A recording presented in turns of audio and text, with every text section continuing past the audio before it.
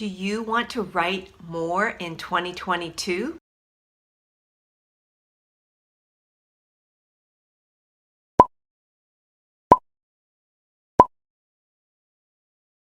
In today's video, I'm going to share with you 7 tips to help you do just that. Hi, my name is Elke Feuer. I'm an author and a fiction book coach. So, do you want to write more in 2022? Now, obviously that's kind of a trick question because most writers want to write more in the new year or all the time. So, as I mentioned, I'm going to share with you 7 tips for how you can do that in 2022. Now, the first is to write what you love. Now, this can be a little controversial because a lot of times you're told to write to the market or write what's going to sell. And while I do believe that's true, not all writers are able to do that. For instance, when Twilight was popular, if I was, if I had tried to write a vampire book because it was popular, there is no way in hell I would have been able to do it because that's just not something that I know that I love and that I'm passionate about writing. So if you have been trying to write to what sells and what the market is instead of maybe focusing on writing what you love and what you enjoy, that might be what could be hindering you from being able to write more. So I want to encourage you to find a balance of being able to write what you love, but then also, if it's something that you want to do, write to market. But find a balance, because if you're going the opposite way and just writing only to market and it's not things that you enjoy, it is going to affect you. There's no way, there's no doubt about that, okay? So the second tip is to take care of yourself. I think this is something that I think works across the board, whether you're a writer or not. Too many times we tend to push ourselves and take care of everybody else but ourselves. And if we're not taking care of ourselves, then we really can't give our best.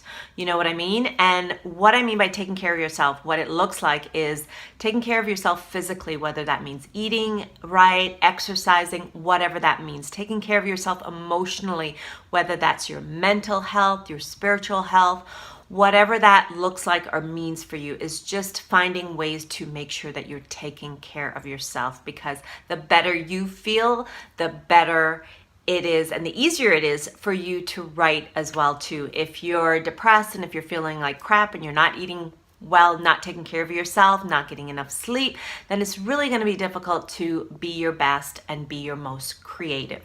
Now, the third tip to write more in 2022 is to surround yourself with people that support you and that believe in you and your dreams. Now, I hear this a lot from writers where they say, my spouse or my family, they don't take me seriously, or they're like, oh, that's a crazy, stupid dream or whatever.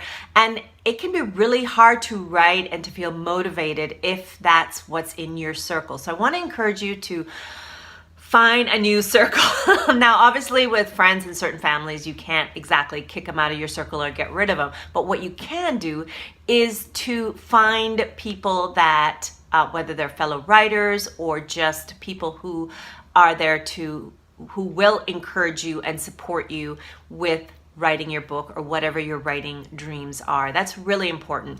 And maybe, you might be saying, well, how do I go about doing that? There's a lot of great communities on Facebook group that are writers that will support you. And then maybe just stop talking and telling the people in your current circle about your dreams and about your goals. Because a lot of times when we do that, if those people aren't supporting you, it's really discouraging. So find writers and people who are going to encourage you and support you, and that's really going to motivate you to write more in the new year. The fourth tip is to grow your confidence. And what this looks like is giving yourself praise when you actually achieve something with your writing, whether it's you wrote for 3 days in a row or you wrote more words than you did in a session, is to praise yourself, because this will really help you to boost your confidence in yourself and in your ability to write. And that's really important. The other thing is to work on your mindset issues. Because a lot of times we just say, well, I have a fear of that people will think my book sucks. Or, I just feel like my writing just isn't good enough. And I just want to encourage you, as part of growing your confidence, is to tackle those mindset issues in the new year, because a lot of times if we don't face them, we don't work on them, then they can really cripple and hinder us and keep us from writing. Now, not to say that you're suddenly all your fears are going to disappear, but what working on them will do is to help you to know how to manage them and work through them when they come up, instead of them keeping you from moving forward and writing more. Okay, so the fifth tip for writing more in the new year is to read more stories. Now, I know this might sound crazy, like read more is supposed to be writing, but the truth is reading really helps to spark our creativity. Like me personally, I love when I'm writing. I'm a slow reader, and that's usually because I am, looking at the dialogue, looking at the sentence structure, looking at how the scene played out, the character development, all those things I really analyze, and it helps me with my own writing. And it also gets me excited about, something in their story might spark something like, oh my gosh, yes, that's what I needed to do for my story.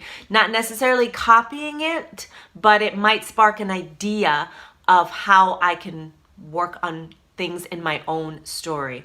And along with reading more is just to also, watch TV shows. And I recently heard someone saying, a YouTuber saying about, if you're a gamer, playing more video games, because apparently some video games have stories inside of them, and that helps to spark writers' creativity as well too. Now, I'm not a gamer that where there's stories going on in the video or in the game, but it sounds like a great idea. If you are a gamer, that might be one way that you can spark your creativity. TV shows, I love watching TV shows to see the development of the characters as the show goes along. I love to look from a visual perspective. So looking at books and stories in that way is a really great way to spark your creativity and hopefully encourage you to write more in the new year.